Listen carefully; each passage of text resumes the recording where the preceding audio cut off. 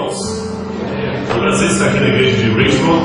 É mais uma nova igreja que a gente pode conhecer aqui nos Estados Unidos da América e pregar. Já estive com vários no acampamento e esperamos em Deus que o Espírito Santo esteja conosco durante todo esse evento que nós teremos aqui. Só uma pergunta para eu saber como eu sigo há pessoas. Está precisando de tradução? Tem gente que. Então eu vou ter que falar mais devagar. Não é isso?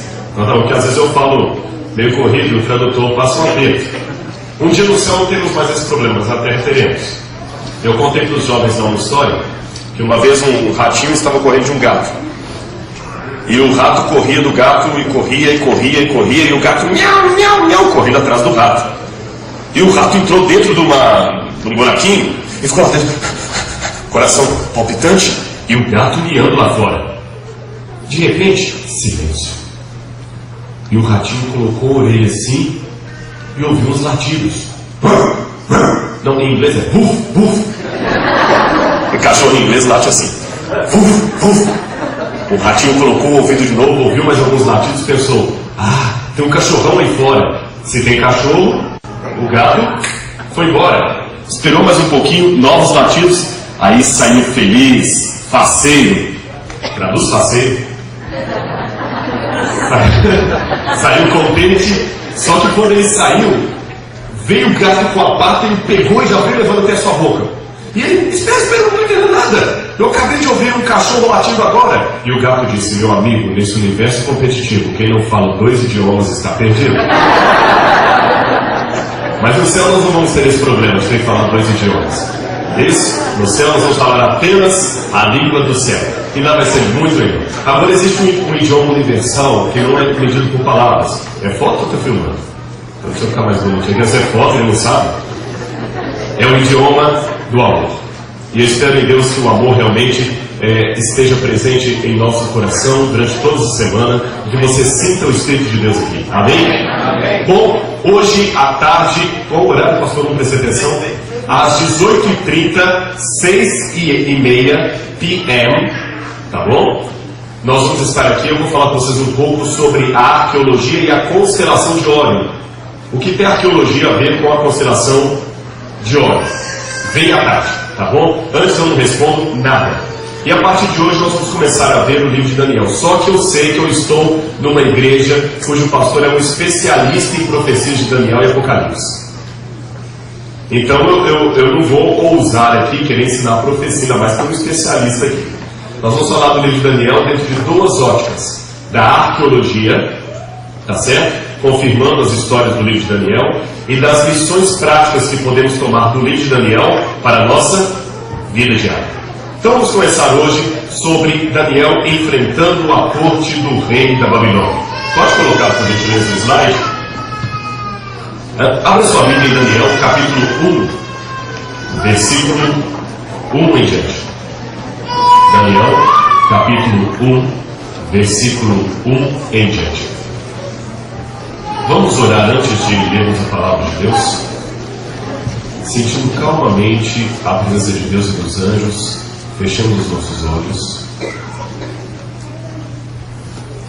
e deixamos Deus falar conosco. Senhor, em paz. No barulho ensurdecedor deste mundo, paramos um pouco para ouvir a Tua voz. Abre agora, Senhor, os nossos olhos espirituais para entendermos Tua palavra.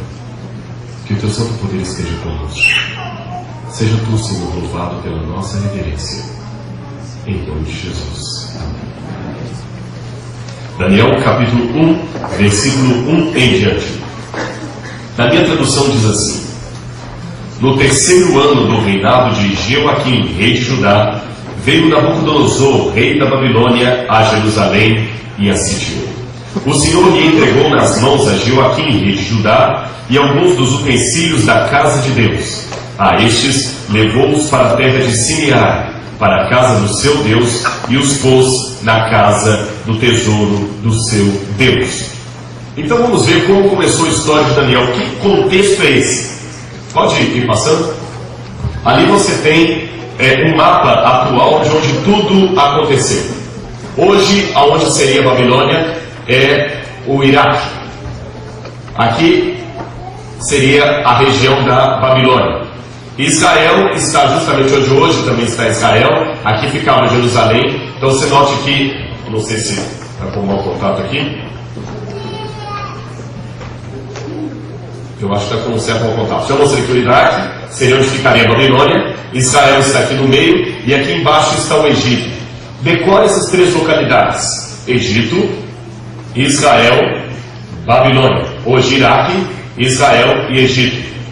Aqui que ocorre toda a história de Daniel, e é justamente por causa desses dois polos que Daniel foi parar no reino da Babilônia. Vamos ver como tudo aconteceu. A Babilônia hoje tem sido encontrada, mas durante muito tempo as pessoas duvidavam da existência de Babilônia. Eles não acreditavam que Babilônia tivesse sido encontrada. Hoje nós temos provas arqueológicas que Babilônia existiu. Inclusive na guerra agora no saque de Bagdá, vários utensílios que confirmavam a história do livro de Daniel, infelizmente foram roubados. Muita coisa se perdeu. Nós temos uma réplica dessa estátua no Museu de Arqueologia da Universidade Adventista no Brasil. A original se perdeu. Estátua do deus Gudea, que era um rei de Lagash, da Babilônia de dois períodos, a Babilônia no período de Abraão. Agora, deixe-me contar uma coisa curiosa para vocês sobre a arqueologia e o livro de Daniel. Vocês já devem ter estudado algumas vezes com o pastor da igreja sobre o tempo do fim. O livro de Daniel fala do tempo do fim, não fala? Quando o livro de Daniel seria aberto. Quando começou o tempo do fim? Um pouco antes de 1844. 1798. A profecia diz que em 1798 o livro de Daniel seria aberto e ele poderia ser compreendido por todas as pessoas. Agora veja que coincidência, ou melhor, que jesuicidência. Que não existe coincidência. Não existe coincidência, existe providência divina. Veja que providência divina. Em 1798 foi encontrado no Egito um artefato pelos generais de Napoleão Bonaparte. Era a Pedra Roseta. E graças ao achado da Pedra Roseta e posteriormente quando decifraram a pedra, começou a arqueologia moderna, e graças a esse achado e a arqueologia moderna, hoje eu posso compreender melhor o livro de Daniel. Então eu não sei se eu estou forçando a profecia, eu acho que até a arqueologia moderna tinha uma data profética para começar. Porque a arqueologia começou em 1798 com o achado da Pedra de Roseta. E é justamente essa data que Deus marcou para abrir o livro de Daniel. Então vamos estudar um pouquinho sobre a Babilônia. Antes da Babilônia, existia um reino muito poderoso, que era o reino da Assíria. Aqui são alguns dos querubins que ficavam no palácio de Assurbanipal. Só para vocês terem noção do tamanho, isso é do Museu do Louvre. Uma pessoa normal, eu tirei uma foto da minha esposa perto dessa imagem, ela não ficaria mais alta do que a pata, a perna desse querubim. Então minha esposa daria mais ou menos dessa altura. Então você imagina dezenas desses seres enfeitando a sala do rei. E aqui está Assurbanipal, o grande rei da Assíria. A Assíria era um reino tremendo. Na época que a Assíria dominava, Isaías era o profeta.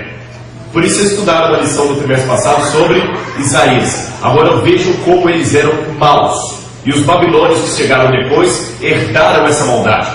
Veja o que eles faziam com seus inimigos. Ali está o famoso rei Tiglat-Pileser, que vocês estudaram na lição da escola sabatina sobre Isaías, que estava vindo para atacar Jerusalém. Isso ficava no Iraque, onde hoje é o Iraque.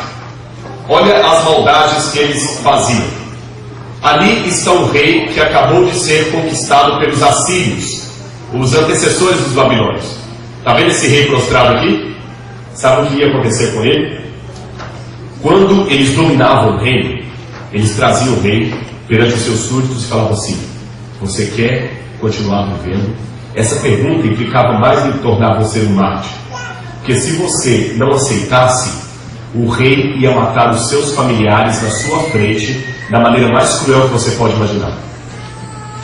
Da maneira mais cruel. Eles tinham um rito de ir cortando a pessoa aos poucos. Cortavam a língua, cortavam as orelhas, cortavam as mãos. Assim, ao vivo. Então o rei, não, preserve a minha família e preserve. Então você vai pagar duas coisas. Primeiro, você vai me aceitar como seu novo rei. Então o rei se prostrava. Por isso que nos palácios de Assurbanipal você tem muitos esses entalhes de pedra mostrando as cenas das conquistas do rei. Então o rei conquistado ajoelhava e rendia homenagem àquele rei na frente de todo mundo. Quando ele se levantava, você pensa que acabou?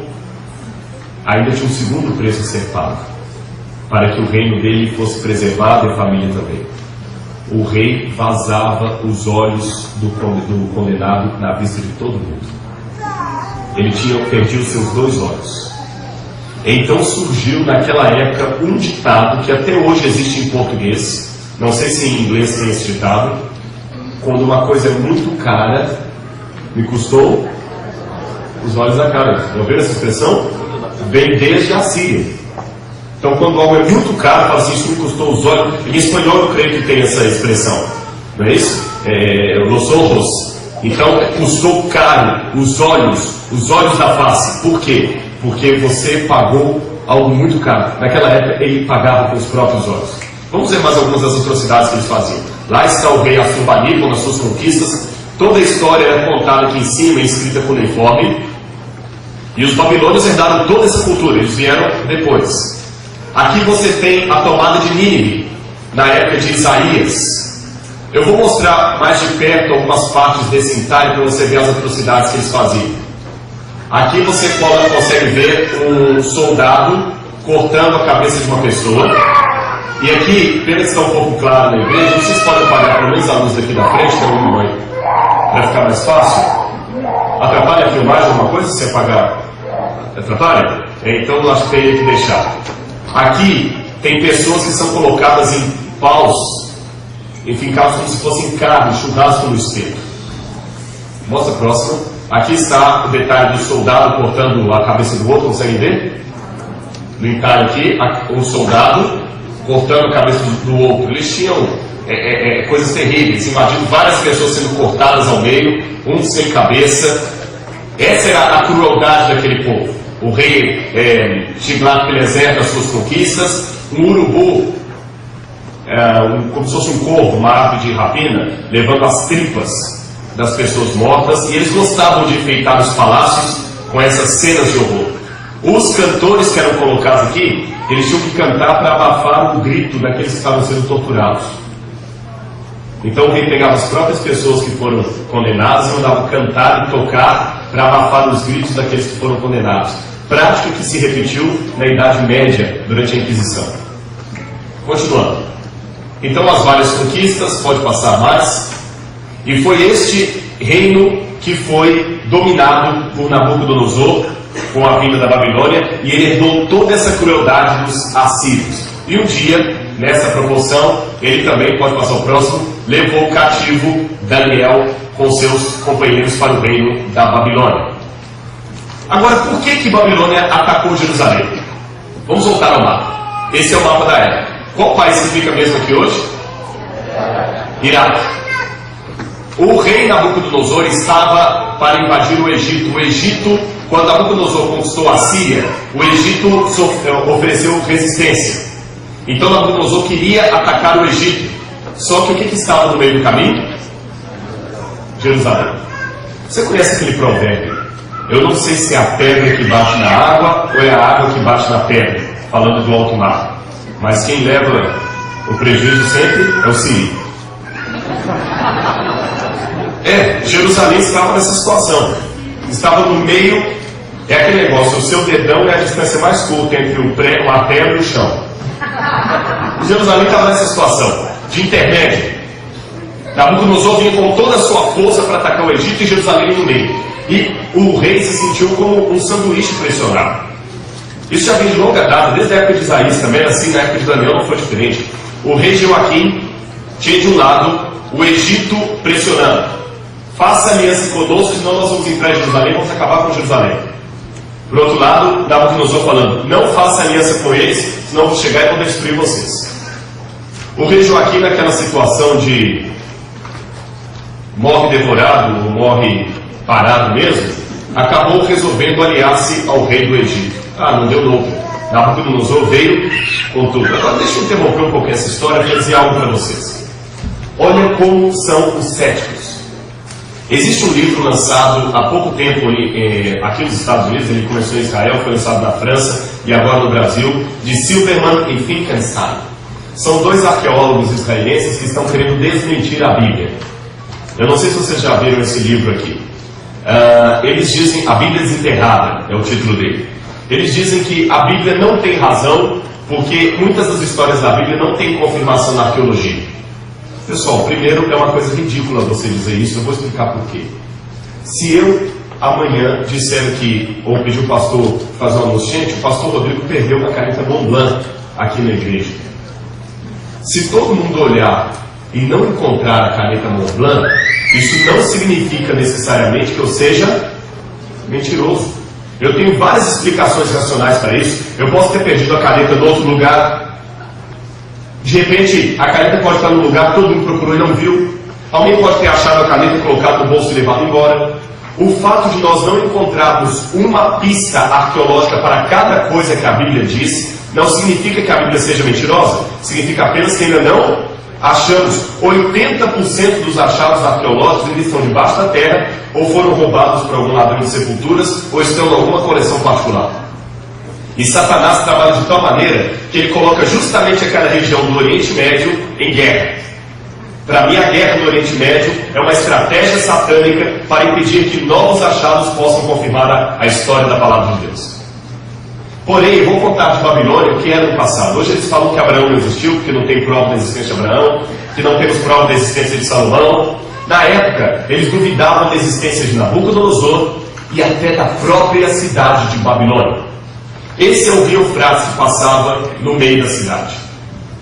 Vejam lá as ruínas de Il-Babil, onde hoje está Babilônia. Na época de Babilônia não existia nada nessa montanha. Esse monturo todo aqui foi feito depois com sujeira, poeira, pó do deserto e cobriu o que era a cidade de Babilônia. Onde hoje você vê essa montanha era a cidade de Babilônia. Isso é chamado em hebraico de Tel.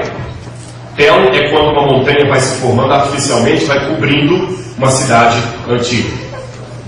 Ali estão as ruínas do palácio de Nabucodonosor. Outras ruínas. Assim era a Babilônia daquela época. O rio Eufrates, passando aqui no meio. Esse rio também cruza Bagdá. Lembram quando os Estados Unidos invadiram o Bagdá, que em um determinado momento um caça americano foi abatido e dois pilotos caíram no rio Eufrates e as pessoas estavam metralhando, não é isso? É aquele rio que cortava a Babilônia. Aqui ficavam então os dois templos, o Entenac e o templo de Marduk. Aqui ficavam os jardins suspensos da Babilônia. E aqui o palácio de Nabucodonosor. Babilônia tinha de 16 a 20 quilômetros de muralhas. As muralhas tinham uma largura de mais ou menos 6 metros. E uma altura também de mais ou menos 8 a 10 metros. Nas muralhas de Babilônia eram muralhas duplas, como vocês podem ver aqui, olha. Estão vendo? Tem uma muralha aqui, outra muralha aqui. Uma muralha aqui, outra lá.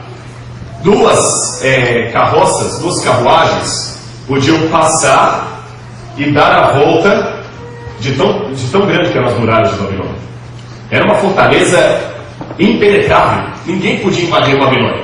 Mas nós vamos ver nessa semana como numa orgia, numa festa, Babilônia foi atacada. Aqui estão os dois grandes templos. Amanhã, depois da manhã, nós vamos estudar sobre um deles, onde possivelmente Nabucodonosor ergueu uma estátua e obrigou todos a adorar. Alguns pensam que a planície de Dura podia ser aqui.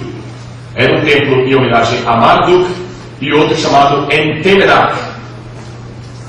Vamos ver um pouquinho sobre o Entemenak. Próximo. Era um templo enorme, ele tinha 100 metros de altura. E era uma torre-templo. Curioso, os babilônios sempre tinham o costume de construir torres-templos. E Babilônia veio de Babel. E Babel começou construindo uma torre. Curioso isso. Próximo. Aqui estão os jardins suspensos da Babilônia. Supõe-se que eles tinham 125 metros de altura.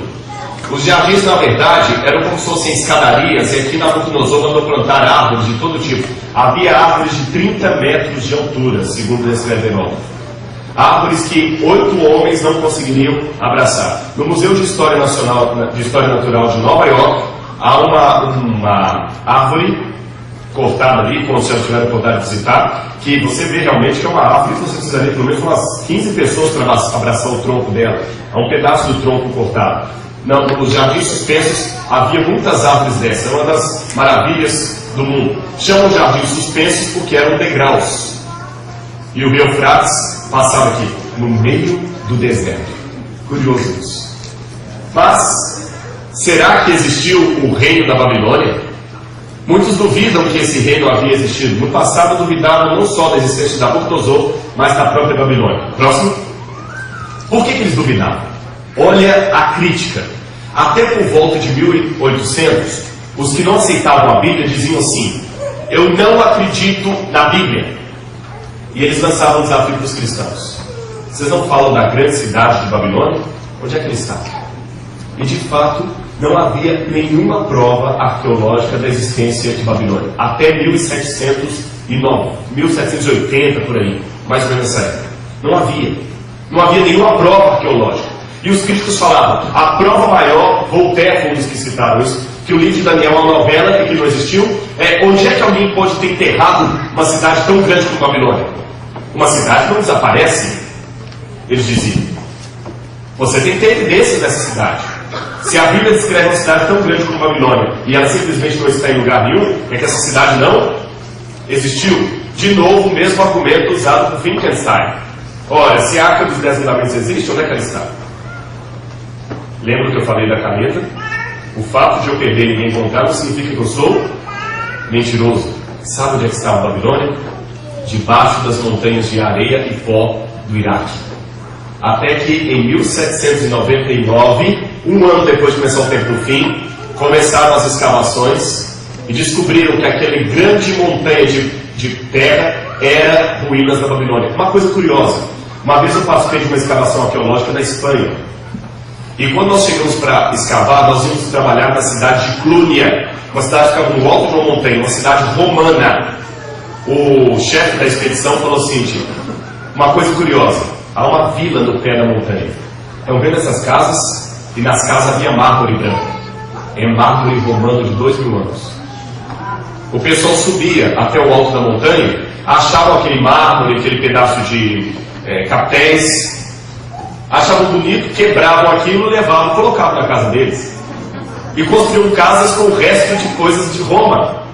No Iraque também acontecia isso. As pessoas encontravam naquela montanha de sujeira pedaços de tijolos e levavam e construíam casebres ao longo do rio Eufrates. Estão vendo essa casa aqui? Foi construída com tijolos babilônicos de 2.600 anos. Eles não sabiam.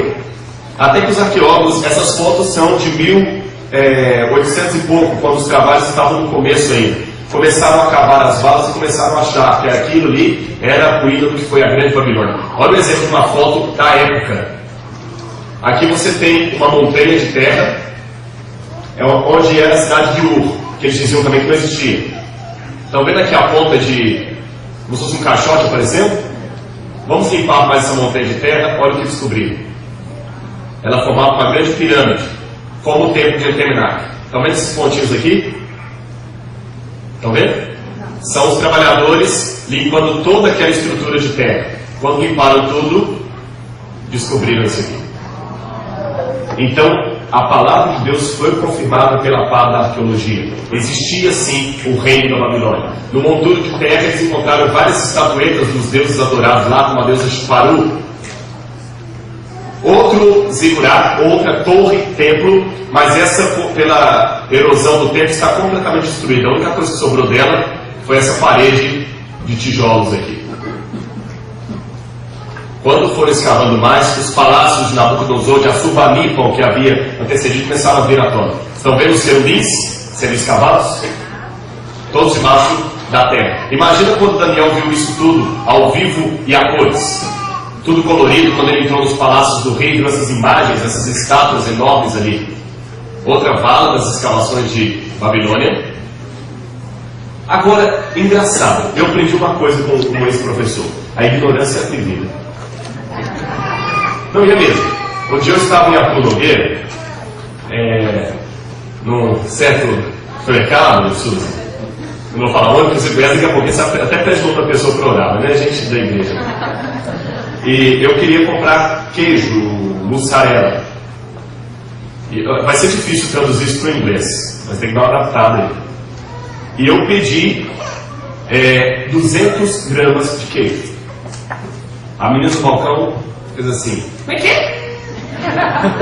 Eu falei: eu queria 200 gramas de queijo. De novo, 200 gramas de queijo. Ela chamou a colega dela: o que você quer? Eu falei: 200 gramas. Ela: 200, né? Eu vou estar perguntando: você sabe grego? A ignorância é atrevida, já dizia o professor Pedro Apolinário. E eu descobri que a ignorância às vezes pode vir com o título até de doutorado. Eles não aceitavam, é igual passarinho, dá tiro de um lugar e ele pula para o outro. No início diziam: não, Babilônia não existiu. Aí Deus fez os arqueólogos acharem Babilônia. Aí disseram: tá certo, Babilônia existiu, mas Nabucodonosor não existiu. Quem construiu tudo isso foi Semíramis. Aí Deus: tá bom, eu vou fazer encontrar uma prova de Nabucodonosor. Alguns homens começaram a trabalhar na tradução de cuneiformes. É um tipo de escrita feita com cunha na argila seca, a escrita da Babilônia. E encontraram várias vezes o nome Nabucodonosor, que seria Nabucodonosor. Eu vou mostrar uma experiência curiosa que aconteceu no NASP, no nosso colégio adventista no Brasil. Vocês se lembram, no Brasil, há mais ou menos uns 30 anos atrás, brasileiros iam trabalhar no Iraque, em construções. Lembra quando o Iraque recebia brasileiros? Mendes Júnior. O brasileiro adventista que estava trabalhando lá, ele ia visitar as ruínas de Babilônia. Como eu falei para vocês, lá tinha um pedaço de tijolo para todo lado. Quando ele estava vindo embora, ele fez amizade com um soldado que cuidava ali e falou: eu podia levar uma pedra como um souvenir, uma lembrança? Tá bom, pode levar. Ele pegou um pedaço de pedra, mais ou menos desse tamanho, na verdade era um tijolo, colocou dentro da bolsa e levou para o Brasil. Quando chegou no Brasil, ele pensou: o que é que eu vou ficar fazendo com isso aqui? Sujou minha roupa toda, vou jogar isso fora. Mas graças a Deus ele não jogou fora. Não jogou fora. Ele resolveu dar de presente para um professor do Espírito Santo, pastor Paulo Barbosa, que era professor de História e Religião nas escolas adventistas do Espírito Santo. O professor Barbosa recebeu aquilo, e quando ia dar aula de Bíblia, falar de Daniel, esta pedra veio da Babilônia. E os alunos: que legal, deixa eu ver, legal. E tudo. O professor Paulo Barbosa se aposentou e foi morar aos arredores do NASP. E um dia, visitando o Museu de Arqueologia Bíblica que nós temos lá, ele me mostrou, ele falou comigo dessa pedra. Eu fui à casa dele. Quando falo isso, eu vou lá atrás. Falei: professor, o senhor tem isso aqui? Isso é acádio. Porque ele estava com os desenhos na pedra. Acádio? Mas o que significa isso? Eu falei: olha, deixa eu levar para casa, que eu estudei um pouco de acádio e vou traduzir isso. E quando eu comecei a tradução, eu descobri que aqui está a fórmula Digir, ou Ilu, Nabucodonosor, Lugal, significa rei. Aqui não está mostrando todo o resto, Babila. E a tradução completa, aqui está Templo de Exila. E a tradução completa seria: eu sou Nabucodonosor, rei da Babilônia, provedor dos templos de Esaguilo e Êxida, e filho primogênito de Nabucodonosor. Eu falei: não é possível.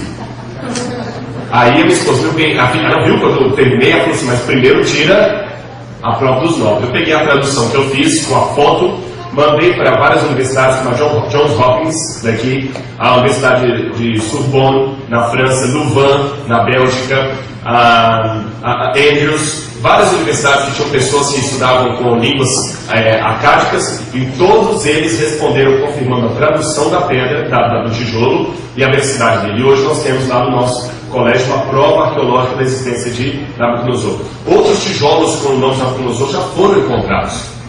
Ele era um megalomaníaco. Ele construía e botava o nome dele nas paredes.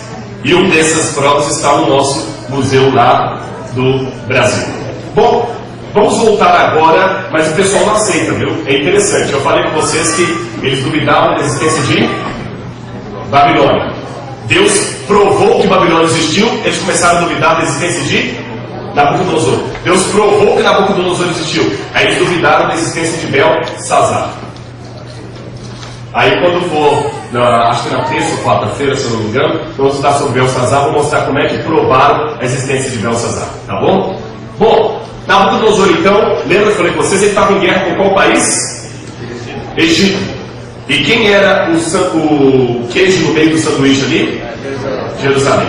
Então ele veio e aprisionou o rei Joaquim em 605 e o obrigou a ser vassalo de Babilônia. Só que quando ele estava atacando Jerusalém, Nabucodonosor recebeu uma mensagem. Alguém chegou com um e-mail para ele lá?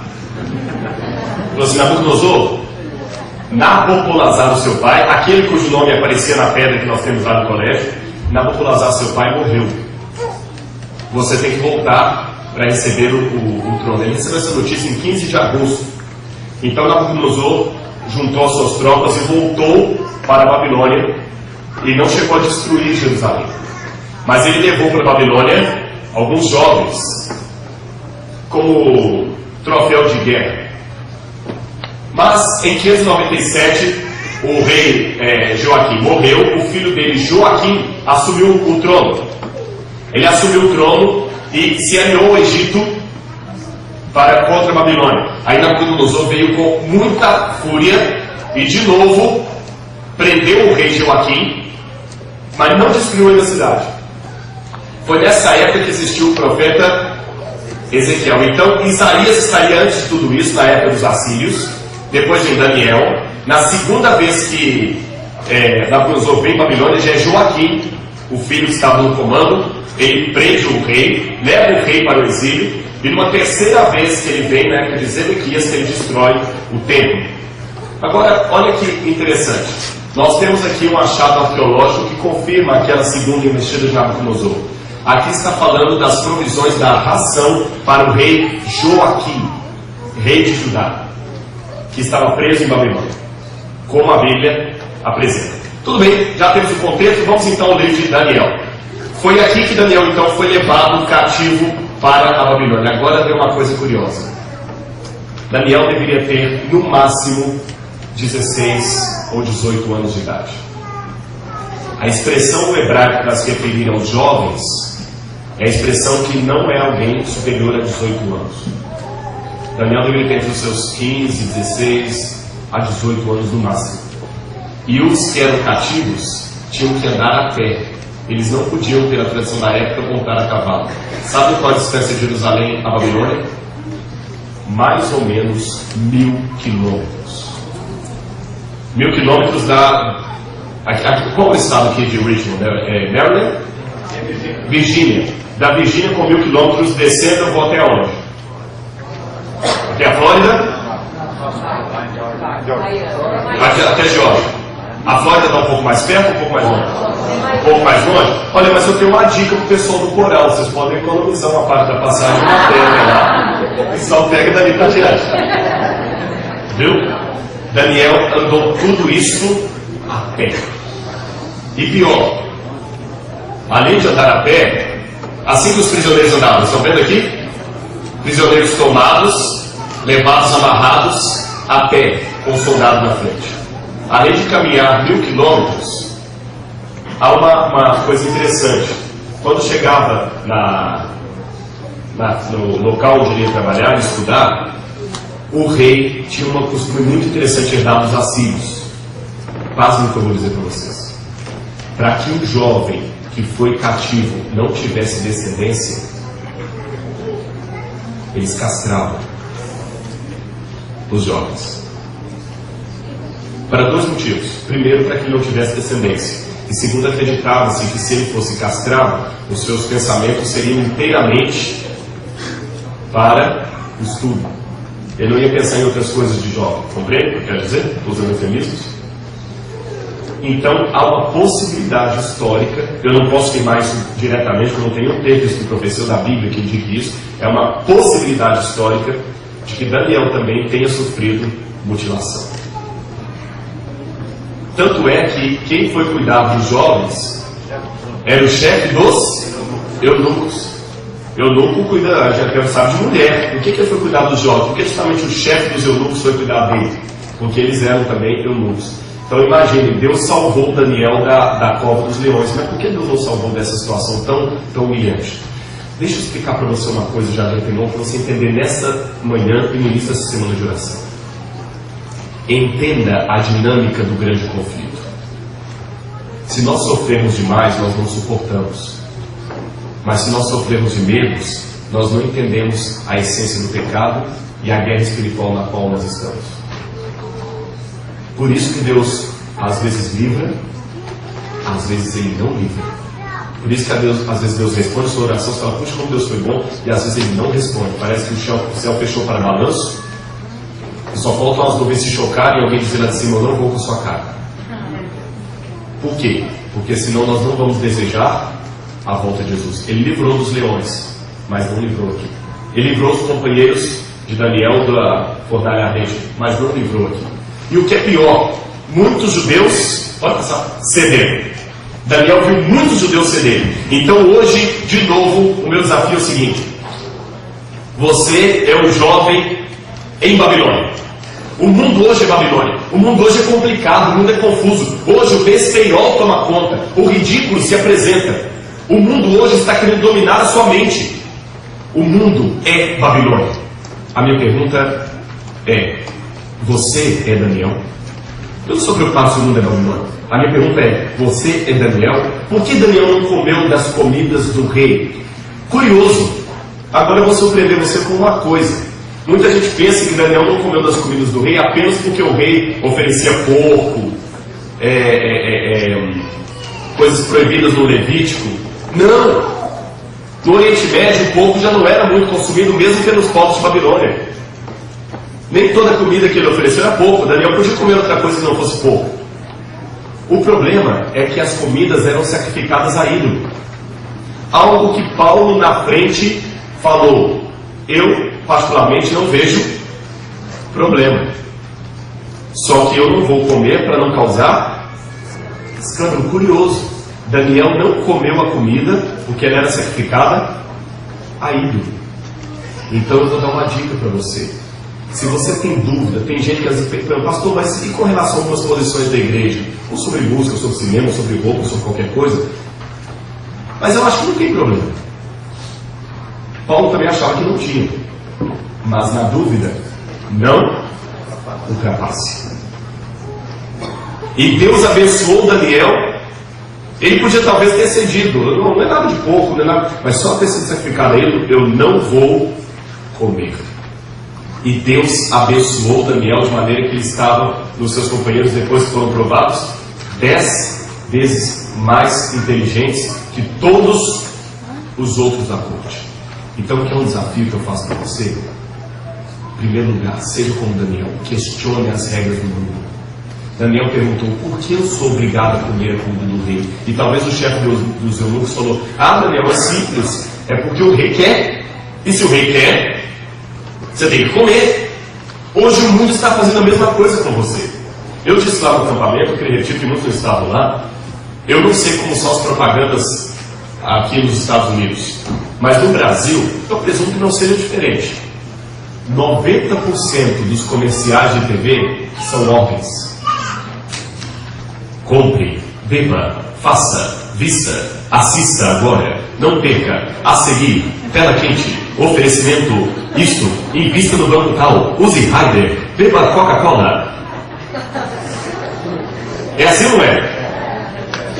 E num país consumista como esse, eu imagino que o pessoal veste, faz, bebe, dança e faz e tudo. Por quê? Porque a TV está mandando. Nabucodonosor está de novo dando ordens. E muita gente... Eu achei interessante uma coisa. No Brasil tem muitas novelas. Como nos países hispânicos também. Muitas novelas são exportadas para cá, né? Tanta coisa melhor que o Brasil podia mandar. Tecnologia, cientista, exporta jogador de futebol e novela. Mas tudo bem. Nem tudo é perfeito. Se uma novela coloca um rapaz vestindo uma roupa X, sei lá, modelo, duas gravatas. Se a novela coloca um rapaz usando duas gravatas, em pouco tempo você vai ver um monte de rapazes usando duas gravatas. Acabou a novela, a moda das duas gravatas vai embora. Eu não estou falando que é pecado você andar na moda. Eu só estou colocando o seguinte: só ande na moda até o ponto em que a moda não está fazendo você desobedecer a Deus. Não era pecado Daniel comer em Babilônia, mas ele só comia até o ponto em que aquela comida não fosse contra a sua fé, a sua fidelidade a Deus. Não é pecado querer estar bonito, querer estar bem disposto. Isso é pelo contrário, é virtude. Você tem que gostar de você mesmo, mas até o momento que aquilo não entre em conflito com as coisas de Deus. O problema é que muitas pessoas acabam fazendo qualquer coisa para amar a Nabucodonosor e desrespeitar a Deus. Você está em Babilônia hoje, mas você, Daniel, e tem mais coisas, viu? Diz que o rei separou 4 mancebos em que não houvesse algum defeito nenhum. É o seu versículo bíblico. Formosos de parecer e instruídos em toda sabedoria, sábios em ciência e entendidos no conhecimento, e que tivessem habilidade para viverem no palácio do rei, a fim de que fossem ensinados nas letras e na língua dos caldeus. Sabe o que Daniel teve que aprender na Universidade de Babilônia? Olha o currículo, que pesado. Quantas línguas Daniel teve que estudar? Ele teve que estudar o sumeriano, que era a língua tradicional sagrada com sinais cuneiformes. Ele teve que estudar o acádio, aquela do tijolo que eu traduzi, que era o dialeto nacional de origem semita. Realmente o acádio parece muito com o hebraico. Tanto é que em hebraico Deus é El, em acádio é Il. Parece, né? E ele teve que estudar também o aramaico, que era a língua dos negócios, da diplomacia, escrita com as mesmas letras do hebraico. Próximo. Ele teve também que estudar o caldeu. Quando fala ciência dos caldeus, refere-se à arte de construir mapas estelares ou astronômicos. Também teve que estudar astrologia, astronomia, ciência da adivinhação. Daniel acreditava na ciência da adivinhação, mas ele teve que estudar. É como hoje você também tem que estudar evolucionismo na escola. Eu visitei o Museu de História Natural de Nova York. Eu fiquei chocado, chateado, porque eu vi uma mãe com 2 crianças assim, mostrando lá os homos antigos, né? O Resperopithecus, o Homo erectus, o Homo sapiens, o homem de Neandertal e tudo mais, e mostrando aquele monte de coisinha, falando: tá vendo, filhinho? Aqui, olha, o homem há tantos milhões de anos atrás era assim. Wow, great, mom! This is my grandfather. Yes! And your grandma is there. Oh, you look like your mom. Eu vi isso lá. E já é uma doutrina, já é uma religião. E a gente não questiona. Só um parênteses antes de terminar esse sermão, para ensinar você a questionar. Com todo o respeito que eu tenho pela cultura americana, pela ciência. Eu que tirei foto com a minha esposa lá diante de um busto do Museu Nacional, do Museu de História Natural de Nova York. Quantos já visitaram o Museu de História Natural de Nova York? Poucos. Já vi as mãos, deixa eu ver. Poucos. Vamos lá, é muito bonito o museu. Muito bonito. Pena que é evolucionista. E estava aquele museu lá, e num determinado momento tem um busto de um homem chamado Henry Osborn. Henry Osborn foi um dos fundadores do Museu de História Natural de Nova York e um dos maiores paleontologistas dos Estados Unidos da América. Ele já morreu. Em 1906, se eu não me engano, Henry Osborn recebeu de presente um achado aqui no estado de Nebraska. Um dente fóssil. Tá lá. O dente não está lá mais hoje, mas esteve no passado. Um dente fóssil. Com base num dente fóssil, Henry Osborn desenhou como seria o dono daquele dente. O Marcelo até nos deu a carona, nos levou lá. Obrigado mais uma vez, Marcelo, pela sua boa vontade. Ele estava lá, ele viu o busto do Henry Osborn. Com base num dente fóssil, Henry Osborn desenhou todo o dono do dente. E o chamou de Hesperopithecus, o homem macaco.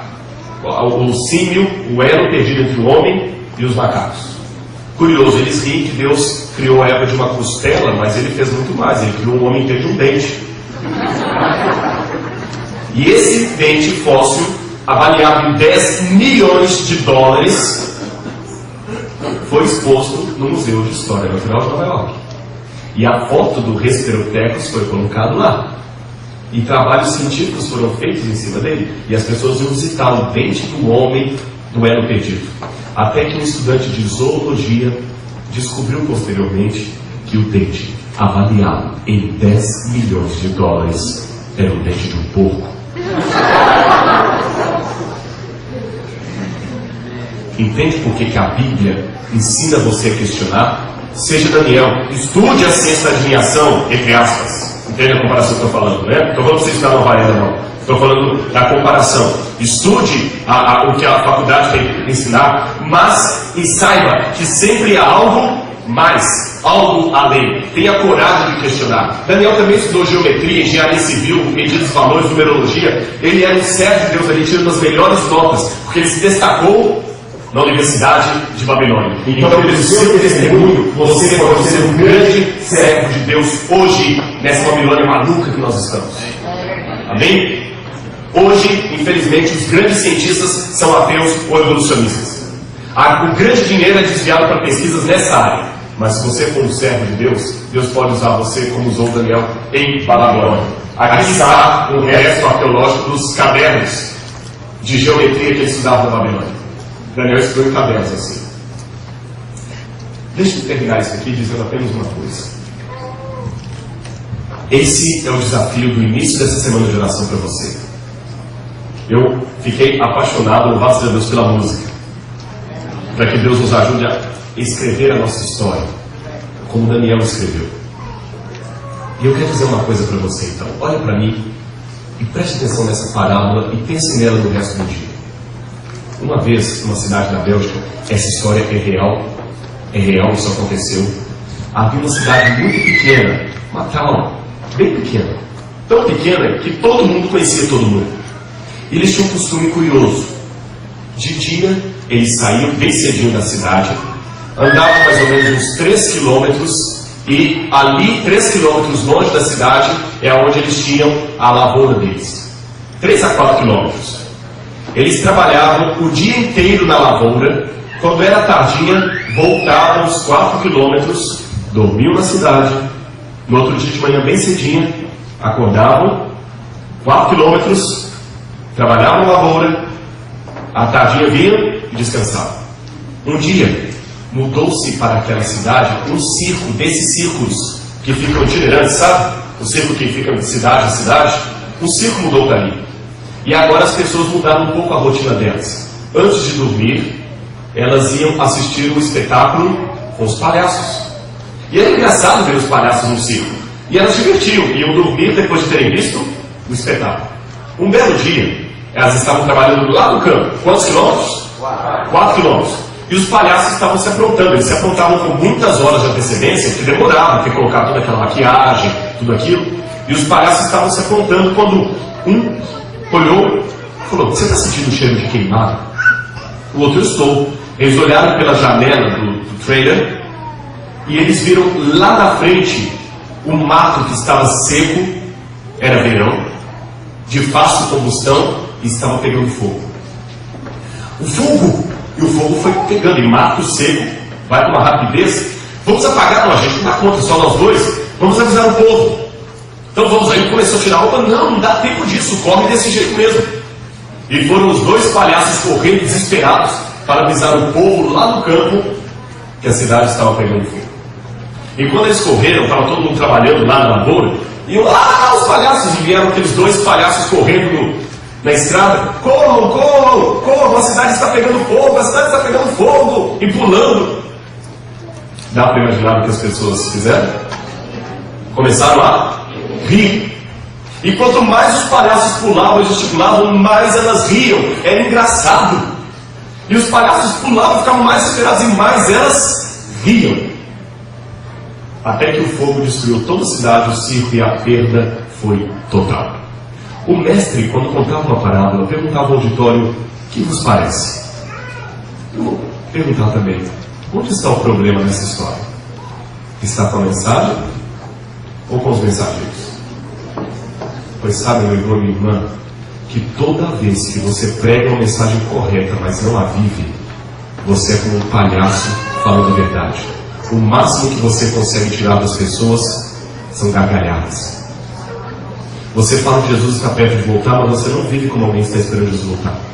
Você fala que a mensagem de saúde é o braço direito da terceira mensagem angélica, mas você louva a Deus tomando Coca-Cola, um monte de coisa que não presta na sua saúde. Você não está contando, você está falando apenas uma verdade, mas parece uma piada. E o povo ri de você. Você conta para a Babilônia que você é Daniel, e o pessoal, e eu sou o Bill Clinton. Em nome de Jesus, o meu desejo de oração para a minha vida e para a vida de todos, sempre, a cada dia, e em especial nessa semana de oração, é que nós nos tornemos a pessoa certa, com a pessoa com a mensagem certa, e não pessoas figuradas de palhaço falando a verdade e ninguém acreditando, porque Jesus em breve voltará. E eu repito, de fato estamos em Babilônia, um lugar estranho, esquisito, nunca estivemos aqui, uma língua estranha, mas eu não me importo se estamos em Babilônia. A pergunta é: você é Daniel? Deus te abençoe. Amém.